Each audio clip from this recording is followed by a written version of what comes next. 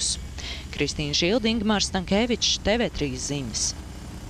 Latvijas darba ņēmēji būtu pelnījuši augstāku darba samaksu. Par to pārliecināts arotbiedrības, kuras aprēķinājušas, ka ar esošo ienākumu pieaugumu tempu vairākums no mums Eiropas vidējo algu šajā gadsimtā nesaņems. Vienlaikus izskan brīdinājumi mākslīgi nekarsēt darba spēku tirgu. Tieši tas notika trekniņos gados, kad algas pieauga straujāk par darba ražīgumu, un tas viss beidzās ar dziļu krīzi. Pārvarot ekonomisko krīzi ar jaunu spāru atsākušās diskusijas, kad Latvijā strādājošie saņems Eiropas Savienības līmeņa algas. Ekonomikas ministrija atzīst, ka šobrīd fakts, ka tās ir 4. zemākās savienībā, ir Latvijas galvenais konkurētspējas un eksporta dzinulis. Kā liecina statistika, darba spēka izmaksas Latvijā ir tikai 36% no Eiropas Savienības vidējā līmeņa, bet rūpniecībā vēl mazāk.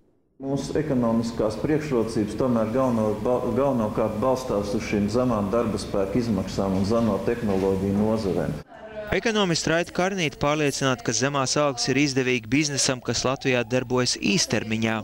Kā mēs zinām, tad īslaicīgais bizness ir tas, kurš ir saistīts, diemžēl, ar vai nu vieglajiem tautssaimniecības sektoriem, kā tirniecība, vai ar ārzemju investīcijām. Tad uz īsu brīdi vēlams iespējami zemākas darba izmaksas, vēlam iespējami augstāka darba spēka eksploatācija, un tad, kad tas viss beidzās, kad cilvēki iziet ielās vai aizbrauc un vairs nav šeit ko algot, tad sveiki, es paņemu savu kapitālu un eju uz nākošo valsti.